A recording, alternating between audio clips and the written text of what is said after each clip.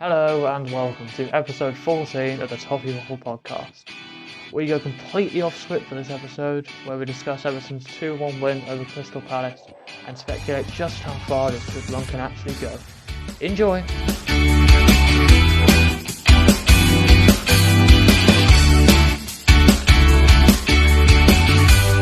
I'm just buzzing at the moment, to be honest. It's Monday now, and ever since 5 p.m. on Saturday, Spirit of the Blues has been in my head the whole time. And clearly everyone else is, based on the fact we're bloody conquering the UK charts. All of Everton are. There's like 3 Everton songs in the top 5. It's just mental. Like, Miley Cyrus now hates us. He probably didn't know what an Everton was before this weekend. But it's mental. And as everyone's saying, imagine if we actually won something. Everton fan base would just implode. They'd all just melt. Yeah, everyone would just come burn. over for a month solid, or something like that. Something stupid, which is mental. Just absolutely crazy. When was the last time it felt this good to be an Everton fan? I can't remember a time. I genuinely cannot. I definitely can't. There probably has been in my lifetime, but I wasn't really a supporter. Yeah. I don't know if it really counts, but this is the highest, the most positive I've ever been about Everton. Most positive I've ever felt about Everton. I'm for the first time, probably forever, I'm excited to know when they're going to play next. It's just crazy. Start of the season's just been just brilliant. And the change already. Or was it? We've had Ancelotti 9 months now.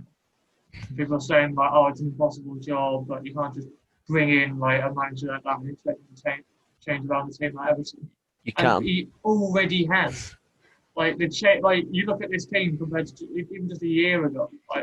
It's completely different. There's no way we're winning that game after Marco Silva. No way. We would have caved in that scenario. 100%. If you put a side-by-side comparison of our game against Palace last year and our game against Palace this year, right, between our matches for the full 90 minutes, because we were wearing a different kit last year and a different kit this year, you could not tell they were the same team. No way. It's ridiculous. Yeah, it's what is it? It's 3 signings. It's the same squad as last season. You get 3 signings come in, and we're a different team now. It's just mental. It was odd. It was an odd start to the game. I mean, it was. I think they surprised us. I don't think we expected them to come at us like they did. They were really aggressive, to be fair. Yeah, very aggressive, vigorous attacking play. And it's just that's what you want to do to a big team, though. Palace, to be fair, and they did it well as well. But our defence were pretty solid. We can't take away from the fact that as good as we were, Palace were very unlucky in that game. And they've already won at Old Trafford this season. I had them to go down this season. I did as well, and I'd be very surprised about it. To be fair, Hodgson's done a good job with the resources he has. So. Mm-hmm.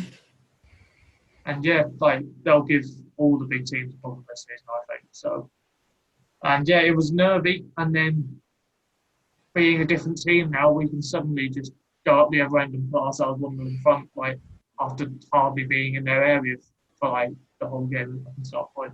Hammers with another delicious ball. Another bit of magic from our little Colombian wizards. So it's a lovely ball through. Brilliant play from Seamus Coleman, who looks about 10 years younger this season. And then Calvert-Lewin. I mean, it's poor from the goalkeeper, but take nothing away from how clinical Calvert-Lewin is there. He was in the right position. I've never had any doubt, to be honest, as soon as he gets into those positions. Exactly. Now, I was one of his biggest doubters, but he's proved me wrong. Yeah, and I'm all for it. I don't mind. I remember first time finish, just becoming a top striker. You can tell Ancelotti rates him a lot. He's played with some of the greatest strikers of the last 20 years. So that's a high old pedestal we've been placed on. So that's really positive. And then I don't know, I think we just took our minds off for a second, got caught out. Switched off, yeah. Yeah, and it did just seem a bit like the old Everton. We struggled from set pieces in that game, definitely. Yeah, like it seemed like Marco Silva used to be terrified every time he conceded a corner. Yeah, that's not completely gone yet, which is No, a it concern. won't be. He's only been gone a year or so. I don't expect it to be gone yet. We're always going to be panicky But at like some it's point. exactly the same defence, isn't it? And it's Yeah. missing our best defender. So Mhm. at the end of the day, like there's nothing to like panic about. But I it, think it'll take another season to get that worry out of the defence because it's just implanted in their minds probably from yeah, the Newcastle game, to be honest. and it's just inexperience, like Mm. they're not top defenders like in that particular area defending set pieces. Are they Premier League standards in like are they as good as And the because more and more physical teams in the Premier League? at first I did blame Pickford for not coming for the cross, but the more and more I watch it, I think it's not his fault. Yeah, He should do better with it. I'm not saying he should save it, but he should at least he do probably better with should. it.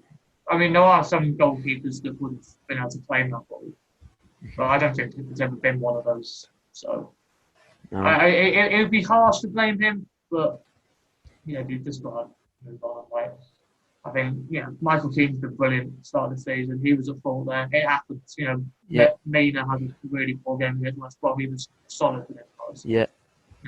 We have all Again, Decore, brilliant. I thought. Yeah, like Same with Alan. there was a particular phase of play where Zaha looked like he was away.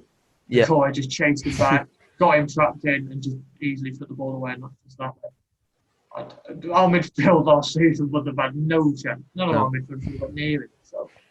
Sigurdsson would still be on the halfway line.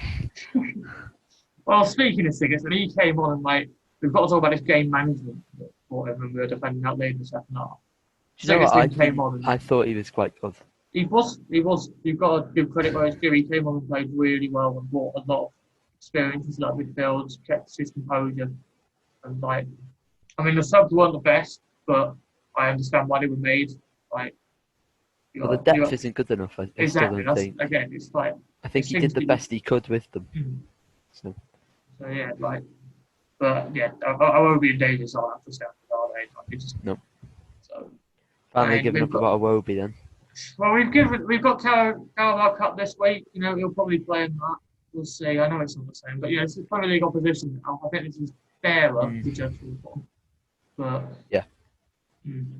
And then, of course, the main talking point for everyone else was it a penalty or not? In my opinion, it was the most clear penalty given this week. This weekend, yeah, there was loads it was the most talked about for some reason. Yeah, but it was the most uncontroversial though. It was a handball. The Tottenham one was worse. The United one was after the full time whistle, but that was a penalty to be fair. But the fact that it was after the full time whistle made it controversial. It's scandalous. That shouldn't happen. But it was a difficult one. I actually did. I felt for the referee. I mean, it's good that he can judge it himself on the screen. I'm glad they're finally doing that after a year. But the first one, I thought he was unlucky for it to even hit his hand in anyway because there was no way. As he's moving his hand behind his back. So I didn't think the first one was. The second one, I was definitely more sure it was a penalty. I still don't think it was necessarily one, but. Well, the way I've judged it is that it was the other way around. We had a penalty given this, so that I'd be fuming. So, based on that, it can go either way. The new rules state that is a penalty. I don't know how much I agree with the new rules, but that's the matter. I think the referee got it right. I don't understand why it was as. It scares me though. It scares me because it's cost Palace already. Imagine how many times it could cost us this season. Yeah. But regardless of all that, Richarlison took it really well. And he was amazing. He was so good. Yes, Saturday. Yeah.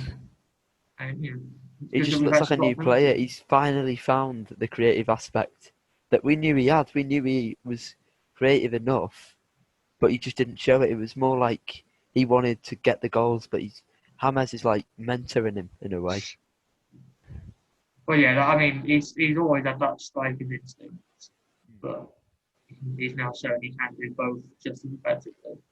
But yeah, he looks like a different player. They all look like different players. It's mental. It's it's the same team that from away 2-0 lead against Newcastle last season, but with a few new additions. It's just great.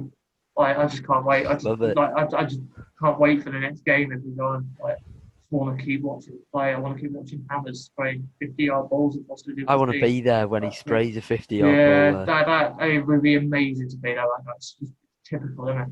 Like this starts the season, and none of us are there to see it. But that is how it is. I'd rather us win the league though.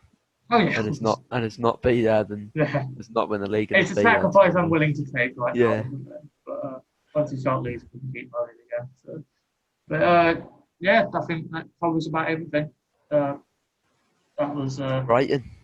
Yeah, on to Brighton. Well, we got West Ham in the week, but I mean, I'm taking the Calvert seriously this year. I hope we are taking it seriously. We've never won that, have we? Ever? No, never won it. It seems like Swindon Town have won the Calvert, have won the league cup. So Bradford got. It's a trophy. I don't care what's happened to it. It's like if it's a trophy, it's a trophy. Like, shut them up over the other side, you know. Like finally won a trophy. I don't care what's about. So like, get it won, and then progress. So yeah, everyone needs to stream Spirit of the Blues on iTunes. Stream, here we go. Yeah, buy it. It's only 80p. Only 80p. Right, we're destroyed. If you don't like Miley Cyrus, it doesn't matter if you like Everton or not. Just keep buying it. You know, we've got to keep it up there. So, but yeah, that is what is it now? This episode 14. 14. Episode 14. So. Top of the podcast, and we'll be back to discuss probably the Brighton and the West Ham game. I mean, it's our favourite this time. Hey ho, you know, it's same old banging in teams because we're the best. So, yeah, up the Toffees. Till next week. And yeah, we'll see you next week.